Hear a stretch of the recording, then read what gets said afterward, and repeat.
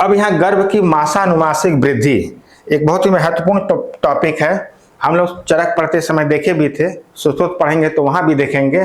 गर्भ की मासानुमासिक वृद्धि, जिसको हम कह सकते हैं गर्भावक्रांति। ठीक है, गर्भ की मासानुमासिक वृद्धि को ही हम क्या कह सकते हैं, गर्भावक्रांति। अब गर्भावक्रांति होता क्या है, प्रथम माह से लेके प्रसव तक जितनी घटनाएं होती हैं उसको हम क्या कहते हैं, गर्भावक्रांति कहते हैं। गर्भावक्रांति की डिफिनीशन अगर हम कहें तो हमें बृहत्त्रयी या मुख्य मूल ग्रंथ में नहीं मिलता है, उनके टीकाकारों ने जो कहा वो हमको जानना चाहिए।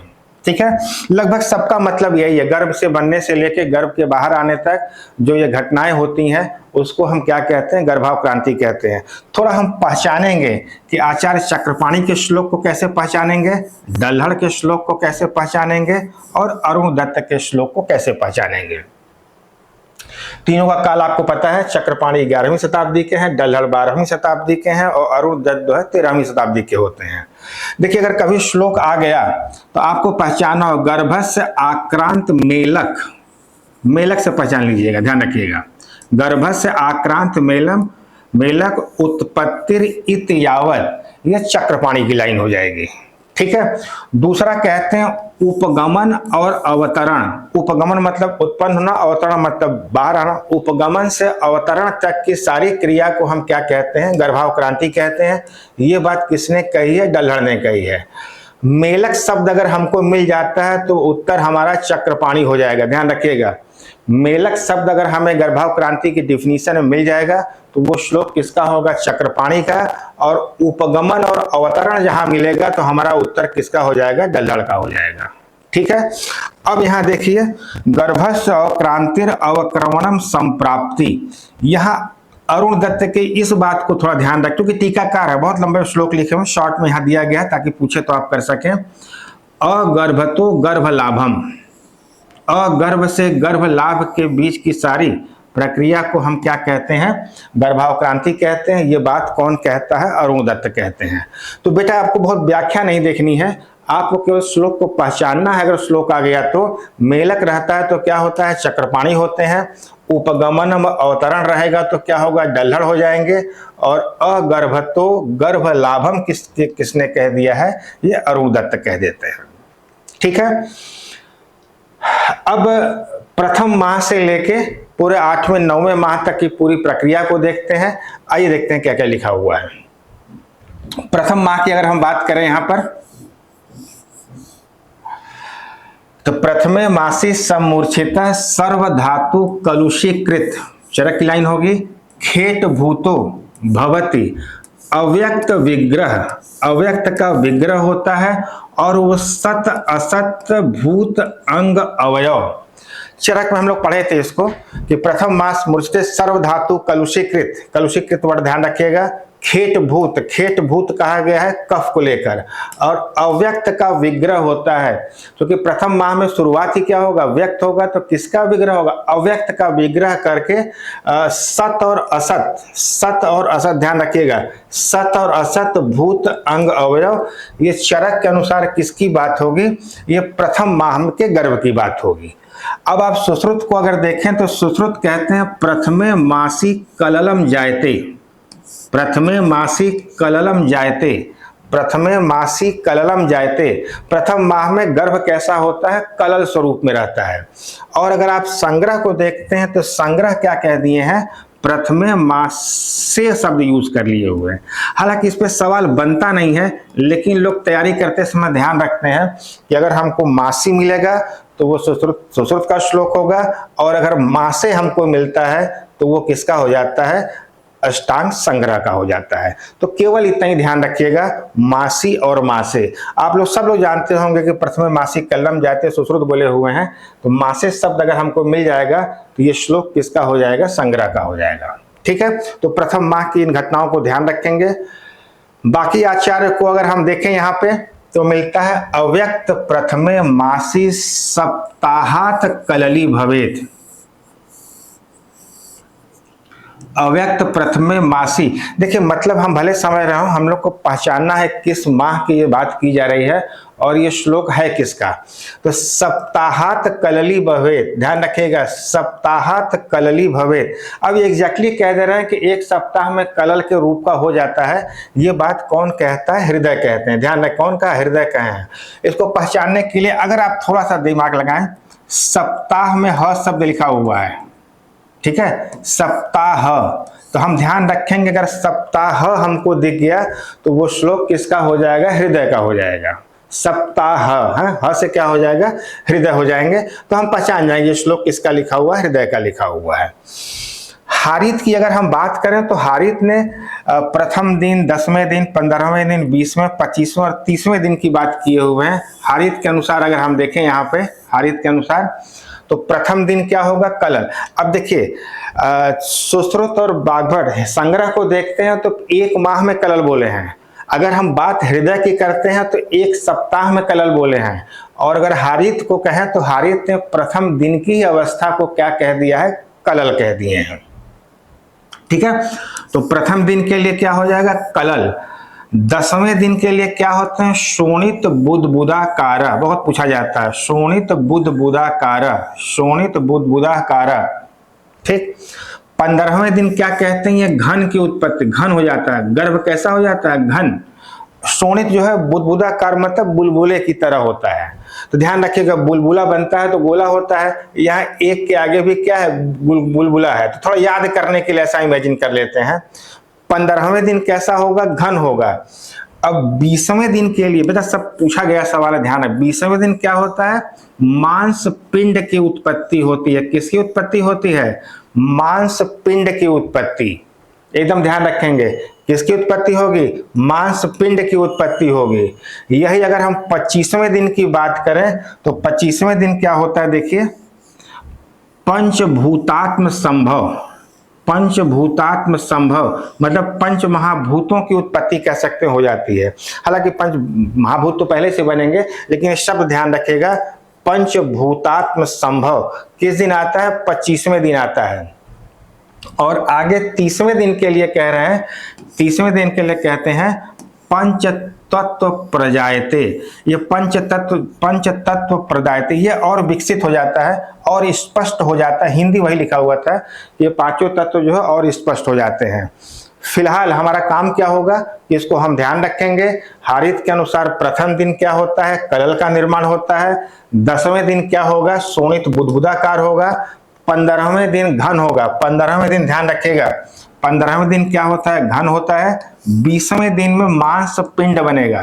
देखिए मांस पिंड लिखा है, पिंड में ड है, यहाँ भी देखिए एक पिंड है। तो थोड़ा सा इमेजिन कर लेते हैं, पिंड यहाँ भी मिल गया हमको। तो मांस पिंड क्या हो गया? अच्छा, शोणित बुदबुद क्या होगा? 10वें दिन हो जाएगा। मांस पिंड कब हो जाएगा? 20वें दिन हो जाएगा। 25वें दिन क्या होगा? पंचभूत है ना, पांच 25 हो जाता है 25वें दिन। और ये और स्पष्ट हो जाता है पंच तत्व प्रजायते, ये कब हो जाएगा? 30वें दिन हो जाएगा। भाव मिश्र को अगर देखें, ये बहुत बढ़िया सवाल पूछा गया है। भाव मिश्र कहते हैं प्रथम माह में गर्भ जो है द्रव रूप में रहता है। प्रथम माह में गर्भ कैसा होता है? द्रव रूप में रहता है। तो ये पॉइंट आपको ध्यान रखना होगा कि कौन से आचार्य ऐसे हैं, किस आचार्य ने प्रथम माह में गर्भ को द्रव रूप में बोला है। तो आपका उत्तर क्या हो जाता है? भाव मिश्र हो जाता है।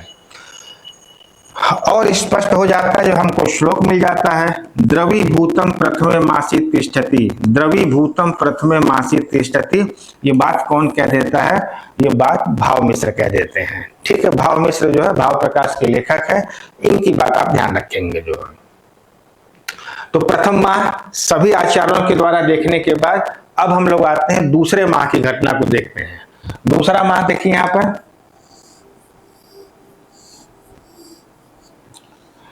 द्वितीय मासे घन संपद्यते पिंड पेशी अर्बुदम वा। ठीक है, ध्यान रखिएगा, जो प्रथम माह होता है वो क्या होता है? घन होगा। और वो घन कैसा होता है? या तो पिंड रूप में होगा, या तो पेशी रूप में होगा, या तो अर्बुद रूप में होगा। इतना कहने के बाद जब खुद जो है आचार्य चरक इसको अलग अलग कहते हैं, तो कहते हैं जो घन अगर होता है गर्भ तो पुरुष की उत्पत्ति होती है, अगर पेशी जैसा स्वरूप होगा तो स्त्री की उत्पत्ति होती है, और अर्बुद की तरह होता है तो नपुंसक की उत्पत्ति होती है। इससे आप परेशान नहीं होंगे, यहाँ पिंड भी लिखा जाएगा तब भी वही उत्तर होगा, लेकिन आचार्य श्लोक में भी क्या कह दिए, पहले कह दिए घन, घन के बाद पिंड, पेशी, अर्बुद, बाद में कहते हैं कि घन की तरह होता है तो पुरुष, पेशी स्वरूप में होगा तो स्त्री, और अर्बुद स्वरूप में होता है तो नपुंसक की उत्पत्ति मानी गई है। ठीक है। अब अन्य आचारों को अगर देखा जाए तो ध्यान रखें, द्वितीय शीत उष्म अनिलैर, शीत उष्म अनिलैर, ध्यान रखिएगा, यहाँ वात पित्त कफ तीनों आ गया एक तरह से कह सकते हैं। शीत उष्म अनिलैर अभिपच्यमाना नाम महाभूता नाम संघातो घनम संजायते। यहां भी सुश्रुत क्या कर दिए हैं, घन जैसी उत्पत्ति ला दिए हैं, घन की उत्पत्ति कर दिए हैं, और वहां भी यही बात कहते हैं, अगर वो पिंड के रूप में होता है तो पुमान, पेशी के रूप में होगा तो स्त्री, और अर्बुद के रूप में होता है तो ये नपुंसक होता है। ठीक है। तो सुश्रुत और चरक इस मामले में लगभग एक ही जैसे कहते हैं। दोनों बागभट्ट को देखा जाए तो ये क्या करते हैं, चरक के अनुसार, चरक का ही अनुसरण करते हैं, उनके श्लोक चरक के श्लोक बिल्कुल एक जैसे होंगे। और हारित को अगर हम देखें, हारित को अगर देखें तो 50वें दिन में गर्भांकुर की उत्पत्ति बताई गई है। देखिए 50वां दिन कब आएगा, 50वां दिन दूसरे माह में ही आएगा, इसीलिए द्वितीय माह में ही 50वें दिन एग्जैक्टली अगर दिन की अगर हम बात करें तो 50वें दिन क्या माना गया है, गर्भांकुर की उत्पत्ति मानी गई है। तो बेटा ये पूछा गया सवाल है कि आचार्य हारित के अनुसार गर्भांकुर की उत्पत्ति कब मानी गई है, तो आपका उत्तर होता है 50वां दिन। अगर वो दिन में नहीं देता है, महीने में देगा, तो बात हमारा किसका हो जाएगा, ये दूसरे महीने की बात हो जाएगी। ठीक है। तृतीय माह को अगर हम देखें, यहाँ पर तृतीय माह सर्व इंद्रियाणि सर्व अंग अवयव, सारी इंद्रियां सारे अंग अवयव योग पद्येन अभिनिवर्तते, योग पद्य मतलब एक साथ। ठीक है। तो चरक की लाइन यह है कि सारी इंद्रियां सारे अंग जो है एक साथ जो है और व्यक्त होते हैं, अभिनिवर्तते। तो सर्व इंद्रियाणि सर्व अंग अवयव योगम योग पद्येन अभिनिवर्तते, ये बात चरक कह दिए हैं। अब देखिए तीसरे मंत्र में कई महत्वपूर्ण घटनाएं घटती हैं जिनको याद रखना है। तीसरे मंत्र में कई महत्वपूर्ण, पहली बात ये देखिए, चरक सीधे कह दिए कि सारी इंद्रियां और सारे अंग अवयव एक साथ उत्पन्न होना शुरू हो जाते हैं। सुश्रुत को देखिए, हस्त पाद शीर्षा, दो हाथ दो पैर और सिर मिलाकर क्या होगा, पंच पिंडिका निवर्तनते, पंच पिंडिकाओं की उत्पत्ति। अंग प्रत्यंग विभाग सूक्ष्मो भवति, यहां सूक्ष्म होगा, ध्यान रखिएगा, सूक्ष्म मिलता है हमको तीसरे मंत्र में। क्या लिखा है फिर से ध्यान से देखिए, हस्त पाद शीर्षा पंच पिंडिका निवर्तनते अंग प्रत्यंग विभाग सूक्ष्मो भवति, अंग प्रत्यंग विभाग सूक्ष्मो भवति, अंग प्रत्यंग विभाग सूक्ष्मो भवति। आगे कंपेयर करेंगे, बार बार हम सूक्ष्म इसलिए बोल रहे हैं कि आगे आपको यहाँ अंतर दिखेगा, तब आप यहाँ पर ध्यान रखिएगा। जो है पंचधा प्ररोहति, पंच शब्द जब भी आता है वो तीसरे माह में होता है, ध्यान रखिएगा। पंच शब्द जब भी आएगा वो तीसरे माह पे होता है, और पंच में दो हाथ दो पैर और सिर आता है। तो देखिए पंच पिंडिका देगा तब भी उत्तर आपका तीसरा माह होगा, पंचधा प्ररोह देगा तब भी आपका तीसरा माह होगा। अगर हम अष्टांग हृदय को देखें तो गात्र पंचक शब्द भी यहाँ मिलता है, गात्र पंचक अगर पूछा जाएगा तब भी आपका उत्तर क्या हो जाएगा, गात्र पंचक पूछा जाएगा तब भी आपका उत्तर क्या हो जाएगा, तृतीय मंत्र हो जाएगा। बागभट्ट की एक बात बहुत महत्वपूर्ण, मतलब अष्टांग हृदय की कहें तो लिखा है ज्ञानम च सुख दुखयो, बहुत इंपॉर्टेंट पॉइंट है, ध्यान रखिएगा। ज्ञानम च सुख दुखयो, सुख और दुख का ज्ञान भी किस मंत्र में होता है, तीसरे माह में होता है। बहुत बार पूछा गया सवाल है, ज्ञानम च सुख दुखयो, ये आपको तीसरे माह में मिलता है। ये पॉइंट ऐड कर लीजिएगा। कहते हैं सर्व सूक्ष्म अंग जन्म, और सारे अंग जो है सूक्ष्म रूप में क्या होते हैं, इसी मंत्र में उत्पन्न हो जाते हैं। सर्व सूक्ष्म अंग जन्म, नोट में ऐड कर दीजिएगा इसको। अगर मान लीजिए सवाल पूछा जाता है तो आपका उत्तर क्या हो जाएगा, अष्टांग हृदय हो जाएंगे। हारित को देखिए तो हारित वही बात कह रहे हैं, हारित कह रहे हैं यहाँ पर हस्त पाद में प्रवर्धन, निश्चित तौर पर हाथ पैर में वृद्धि होगी। और काश्यप को अगर देखिए तो यहाँ एक बहुत महत्वपूर्ण बात बोले हुए हैं, प्रस्पंदन होगा, चेतना से युक्त होगा और वेदना का ज्ञान होगा। तृतीय माह में ही क्या होगा? वेदना का ज्ञान। जब चेतना से युक्त होगा और वेदना का ज्ञान पूछा गया है, काश्यप के अनुसार वेदना का ज्ञान कब होता है? ये तीसरे मंत्र में होता है। देखिए अष्टांग हृदय भी तो यही कहे, ज्ञानम च सुख दुख है, उसी को क्या कह दिए हैं? वेदना का ज्ञान होगा। और एक श्लोक यहाँ बहुत महत्वपूर्ण है, आप इसको ऐड कर लीजिएगा, सूक्ष्म प्रव्यक्त करणम। देखिए ठीक है, जो करण होते हैं, करण किसको कहते हैं? इंद्र, हाथ पैर आदि को करण कहते हैं। तो कहते हैं ये सूक्ष्म रूप से व्यक्त होता है। और तू मनसो अधिक, मन और क्या हो जाता है? और व्यक्त हो जाता है। बहुत इंपॉर्टेंट पॉइंट है, ध्यान रखिएगा। ये श्लोक हमने जानबूझ के ऐड किया है कि अगर ऐसा आ जाता है तू मनसो अधिका, तो आपका उत्तर क्या हो जाएगा? तीसरे मंत्र। जबकि सामान्य प्रश्न में क्या होता है? मन की उत्पत्ति 5वें माह में मानते हैं और बुद्धि की उत्पत्ति कब माना गया? 6वें माह में। लेकिन ये श्लोक ध्यान रखिएगा, सूक्ष्म प्रव्यक्त करणम तू मनो अधिका, ये आपको काश्यप के अनुसार मिलता है तीसरे मंत्र में। ठीक है, करण जो है व्यक्त होते हैं और मन अभी विशेष रूप से और व्यक्त हो जाता है। उसकी हिंदी है लिखी हुई थी, मन और क्या होता है? व्यक्त हो जाता है। देखिए मन की उत्पत्ति सुश्रुत ने जो 5वें मंत्र में मानी है, बुद्धि की उत्पत्ति 6वें मंत्र में। लेकिन काश्यप को अगर देखते हैं तो तू मनो अधिका अगर शब्द आता है तो आपका उत्तर क्या होता है? तृतीय मंत्र हो जाता है।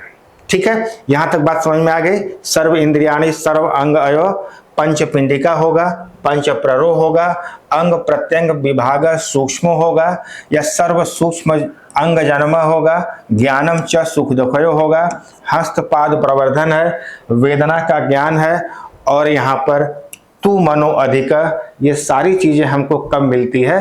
तृतीय मंत्र में मिलेगा, तीसरे मंत्र में मिलेगा। ठीक, यही एक पॉइंट और चक्रपाणी का नोट कर लीजिएगा। रोमों की उत्पत्ति भी चक्रपाणी कब मानते हैं? तीसरे माह में मानते हैं। बहुत इंपॉर्टेंट पॉइंट होगा, रोमों की उत्पत्ति कब मानी गई है? तीसरे माह में मानी गई है। किसके अकॉर्डिंग? चक्रपाणी के अकॉर्डिंग। ठीक है, ये पॉइंट ध्यान रखेंगे। अब हम चतुर्थ माह की अगर हम बात करें तो देख सकते हैं चरक में हम लोग को मिला था गुरुगात्रता और स्थिरत्वम आपद्यते। ठीक है, गर्भ क्या होता है? स्थिर हो जाता है। क्योंकि पढ़े हुए हैं चरक में, इसलिए बहुत दिक्कत नहीं होगी आपको। गर्भ क्या होता है? स्थिर होता है। और जब गर्भ स्थिर होता है तो गुरुगात्रता मिलता है। 2 पॉइंट ध्यान रखेंगे। सुश्रुत को अगर देखिए तो कहते हैं सर्वांग प्रत्यंग विभाग प्रव्यक्तो भवति।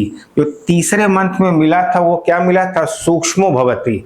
और चौथे मंत्र में हमको क्या मिलता है? प्रव्यक्तो भवति। बाकी कोई गर्भ हृदय प्रव्यक्ति भावात, एक शब्द देखिएगा, चेतना धातुर अभिव्यक्तो, चेतना धातु की अभिव्यक्ति। बेटा यही 2 चीज आपको ध्यान रखना है, बहुत पूछा गया सवाल है। सुश्रुत के अनुसार चेतना धातु, देखिए चेतना की उत्पत्ति हर लोगों ने अलग अलग तरह से कहा हुआ है, लेकिन चेतना धातु अभिव्यक्ति अगर पूछ दिया जाए तो आपका उत्तर सुश्रुत का होगा। चेतना धातु की अभिव्यक्ति किसमें मिलता है हमको? ये चौथे माह में मिलता है। तो सर्व प्रत्यंग विभागो प्रव्यक्तो गर्भ हृदय प्रव्यक्ति भावत चेतना धातु अभिव्यक्तों को ध्यान रखेंगे। व्यक्तांगता मिलेगा, अष्टांग हृदय कह देते हैं। काश्यप के अनुसार देखिए, काश्यप एक बात कहते हैं, चतुर्थे स्थिरता याति गर्भ कुक्षो निरामय, गर्भ कुक्षो निरामय। बहुत इंपॉर्टेंट पॉइंट होगा, गर्भ कुक्षो निरामय किसने कहा है? काश्यप कहते हैं। तो चतुर्थे स्थिरता में आती गर्भ कुक्षो निरामय, ये बात कौन कह देता है? काश्यप कह देते हैं। चौथे माह में एक और बहुत महत्वपूर्ण घटना घटती है जो कि हारित कहते हैं। हारित कहते हैं सिर का सारवत होना, सिर जो है और सारवत हो जाता है, और साथ में कहते हैं लोमों की उत्पत्ति। सिर का सारवत होना और लोमों की उत्पत्ति, ये हारित कब मानते हैं? चौथे माह में मानते हैं। ध्यान रखिएगा, चौथे माह में क्या होगा? सिर का सारवत होना और लोमों की उत्पत्ति। देखिए चक्रपाणी ने लोमों की उत्पत्ति कब मानी हुई है? तीसरे माह में। हारित कब मानते हैं? ये मानते हैं चौथे माह में। ठीक है, ध्यान रखिएगा, चक्रपाणी के अनुसार लोमों की उत्पत्ति तीसरे माह में है, और हारित के अनुसार लोमों की उत्पत्ति कब होती है? चौथे माह में होती है।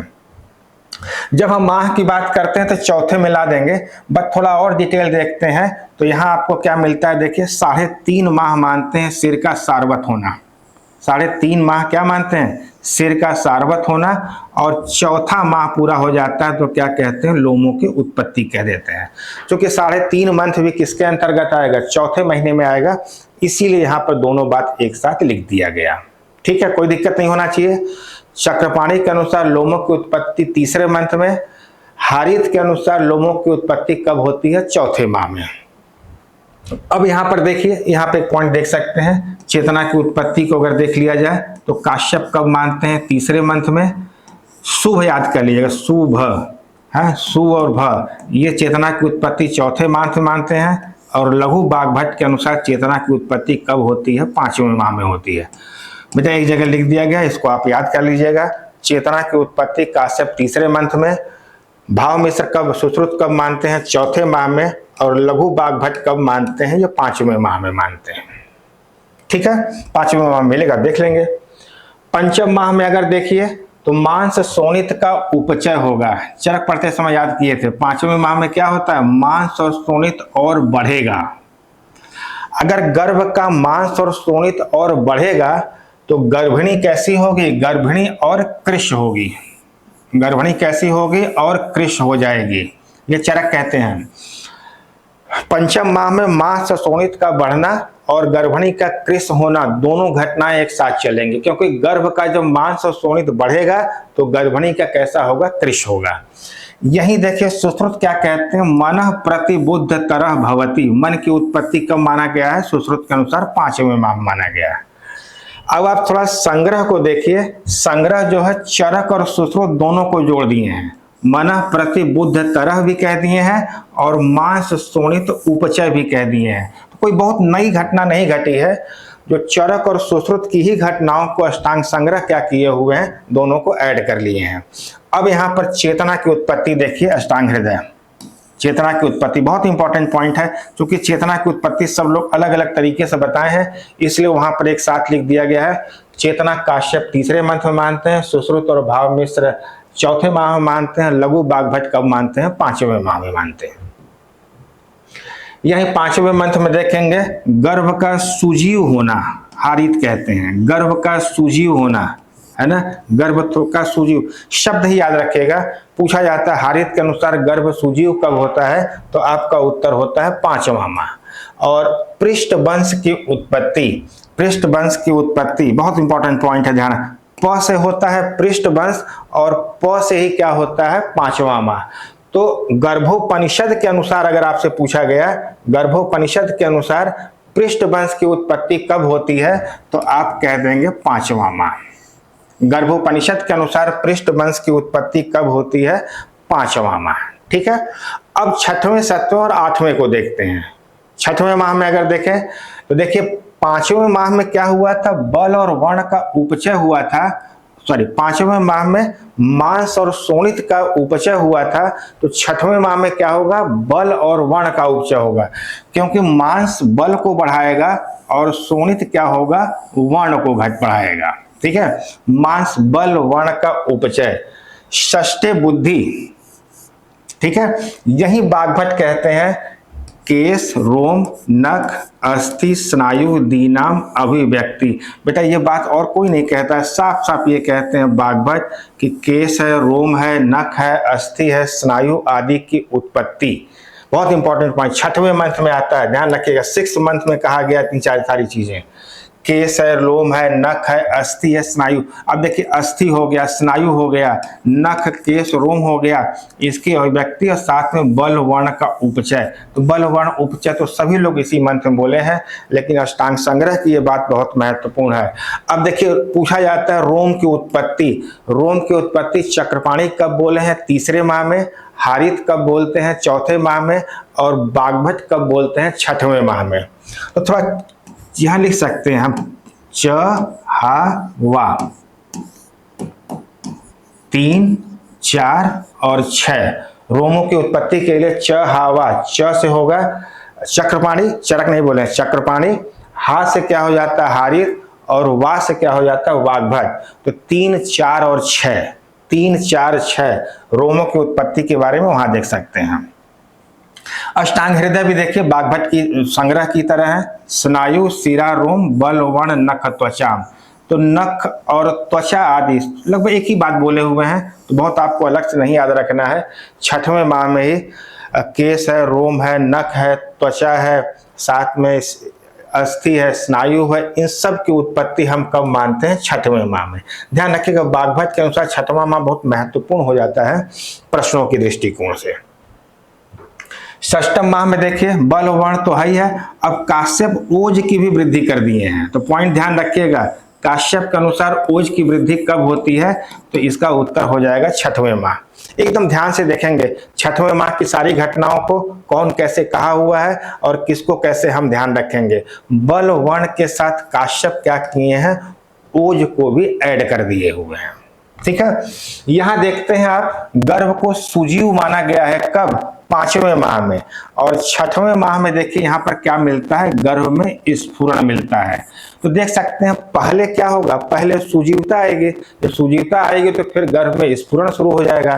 तो ध्यान रखेंगे 5वें माह सुजीवता आता है और 6वें में क्या होगा? स्फुरण होगा। क्रम ध्यान रखिएगा, 5वें में क्या मिला था हमको? गर्भ सुजीव हुआ था, और 6वें में क्या हुआ? स्फुरण हुआ है। 5वें माह में गर्भोपनिषद ने कहा था कि पृष्ठ वंश की उत्पत्ति होती है।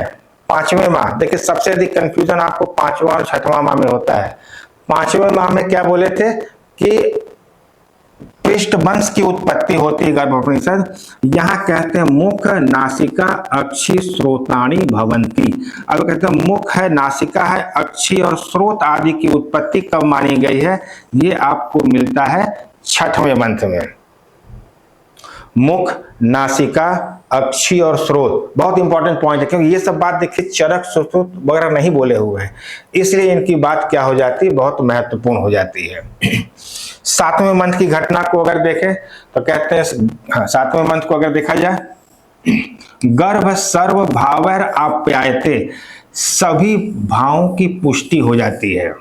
गर्भ के जितने भी भाव होंगे, आप्यायते मतलब बढ़ना, पुष्टि होना। और कहते हैं सर्वाकारः क्लांततमः भवति, और स्त्री कैसी होती है? क्लांततम हो जाती है।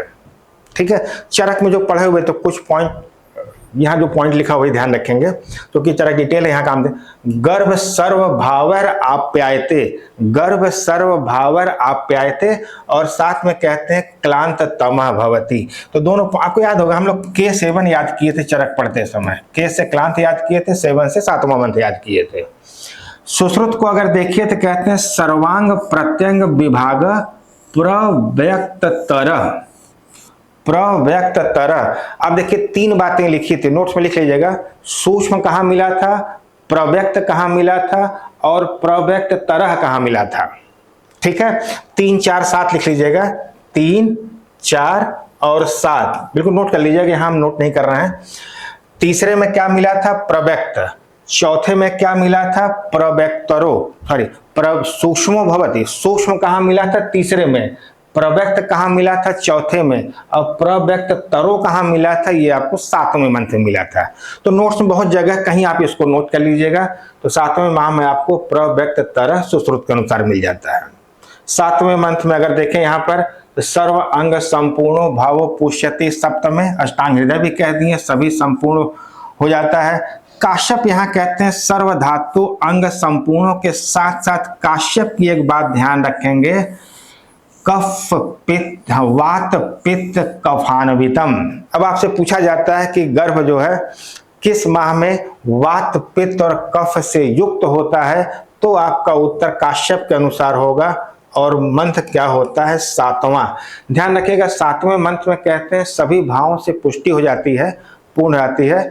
वहीं काश्यप कह देते हैं भावों की पुष्टि के साथ साथ अंगों का संपूर्ण बनने के साथ साथ जो गर्भ होता है वात पित्त और कफ से युक्त हो जाता है। तो कुछ आप ध्यान रखिए, गड़बड़ नहीं करेंगे, ये 7वें मंत्र में मिलता है। 8वें मंत्र की घटनाएं बहुत सिंपल सी लिखी हुई देखिए। 8वें मंत्र में क्या होता है? सभी आचार्यों ने कहा है कि 8वें मंत्र में क्या होता है, मुहुर मुहुर ओजः परस्पर आदताते मुहुर मुहुर मुदा युक्ता भवति मुहुर मुहुर म्लाना। देखिए 8वें मंत्र में क्या होता है, साधारण सी घटना है कि जो गर्भ का ओज होता है माता के शरीर में जाता है और माता के ओज जो होता है गर्भ के शरीर में, ये मुहुर मुहुर आते जाते रहते हैं। अगर ओज बालक गर्भ में रहता है तो गर्भ सही रहता है तो माता म्लान हो जाती है, और अगर ओज माता के शरीर में जाता है तो गर्भ म्लान हो जाता है। कहने का मतलब ये होता है कि ओजसो अनवस्थित्वात्, ओज का स्थिर न रहना, ओज का स्थिर न रहना, और प्रसव के लिए इसको अगण्य माना गया है। देखिए और किसी मंत्र में नहीं कहा गया कि प्रसव के लिए अगण्य है, चाहे वो दूसरा मंत्र हो, चाहे चौथा हो, चाहे छठवां हो, लेकिन 8वें मंत्र के लिए कहा गया है ये प्रसव के लिए समय ठीक नहीं है। ठीक है, यही बात अगर देखते हैं तो सुश्रुत में मिलता है, अस्थिर भवति ओजा, अस्थिर भवति ओजा, तथा नैऋत्य भाग का प्रभाव पड़ता है। यहाँ ध्यान रखते हैं, इनका कहना है कि ओज जो है अस्थिर होता है और नैऋत्य भाव का प्रभाव होता है, इसीलिए जो है इस मंत्र में, ठीक है, चाहे माता के लिए चाहे गर्भ के लिए अच्छा नहीं होता है। तो अस्थिर भवति ओजा और नैऋत्य भाव का प्रभाव पड़ता है, ये सुश्रुत कह देते हैं। बाकी सुश्रुत में देखेंगे, यहाँ देख लेते हैं केवल। हाँ, अष्टांग हृदय क्या कहते हैं, देखिए ओजसो अष्टमे संचरति, जहां ये अस्त्री कहते हैं तहां संचरति कहते हैं। माता पुत्रो मुहुर क्रमात्, माता पुत्रो मुहुर क्रमात् कहते हैं माता और पुत्र में बार बार क्रम से ओज क्या होता है, संचरित होता रहता है। तो अल्टीमेटली देखिए चाहे कोई भी आचार्य हो, इन सभी ने ये बात कहा है कि 8वें माह में क्या होता है, ओज अस्थिर होता है। श्लोक के रूप में देखते हैं तो मुहुर मुहुर ओजा परस्पर आदतात् मुहुर मुहुर मुदा युक्ता मुहुर मुहुर म्लाना। ओजसो अनवस्थित्वात् चरक की लाइन है, अस्थिर भवति ओजा और नैऋत्य भाग का प्रभाव ये सुश्रुत कह देते हैं। अष्टमे संचरति माता पुत्रो मुहुर क्रमात् ये अष्टांग हृदय कह देते हैं। और यहीं पर एक बहुत महत्वपूर्ण बात जो है हारित कहते हैं, हारित कहते हैं अग्नि का संयोग कब होता है, 8वें माह में। और 8 लिखते हैं ऐसे ना, 8, और भी ऐसे ही लिखते हैं, तो ध्यान रख सकते हैं और अ से अग्नि होता है, आ से 8 होता है, तो आप थोड़ा सा इसको कनेक्ट कर सकते हैं। ठीक है, और यहीं अगर देखें तो सुश्रुत में जो ये बात कही हुई थी, वो सुश्रुत और संग्रह दोनों कहे हुए हैं कि इस माह में नैऋत्य के प्रभाव रहित करने के लिए मांस और ओदन की बलि दी जाती है। किसकी बलि देते हैं, मांस और ओदन की बलि देने का विधान किया गया है। तो ये सवाल ये पूछा जाता है कि क्योंकि 8वें माह में क्या होता है, गर्भ या माता प्रसव करती है तो गर्भ नष्ट होने का भय रहता है, उससे दूर करने के लिए हम मांस और ओदन की बलि देते हैं। ये बात आपको सुश्रुत में भी मिलता है और संग्रह में भी मिलता है। लास्ट पॉइंट अगर हम देखते हैं, क्योंकि 9 मंथ की कहानी केवल हारित ने एक बात कही है, चेष्टा उत्पत्ति। तो 9वें माह में हारित क्या कहते हैं, चेष्टा की उत्पत्ति का वर्णन किए हैं। तो ध्यान रखिएगा सूजीव कब होता है, स्फुरण कब होता है और चेष्टा उत्पत्ति कब होती है। हारित की इन घटनाओं को भी आप क्या करेंगे, ध्यान रखेंगे जो है। ठीक है, पढ़ते समय ऐसी कोई चीज मिलती है जो आपको लगता है कि हाँ आसपास लिख के उसको याद आराम से कर लें, जैसे हारित वाली सारी बातें एक जगह लिख सकते हैं, सूजीव कब हुआ, स्फुरण कब हुआ, चेष्टा उत्पत्ति कब हुई। ठीक है, अदरवाइज इसको आप अच्छे से तैयार करेंगे। निसंदेह एक बहुत ही महत्वपूर्ण टॉपिक है और यहाँ से प्रश्न गलत होने की संभावना नहीं होनी चाहिए। ठीक है, बाकी अगले दिन करते हैं, लेक्चर बहुत लंबा हो जाएगा। गर्भ के मासानुमासिक प्रक्रिया हम आपको चरक पढ़ाते समय कहे थे कि चरक और विमर्श में जो साधारण सी बातें होती हैं उसको देख लेते हैं, बाकी नोट्स में अन्य आचारों को भी कंपेयर करेंगे। तो आज इसको हमने कंप्लीट कर दिया। ठीक है, चलिए मिलते हैं फिर नेक्स्ट क्लास में। थैंक यू बेटा आप लोग को।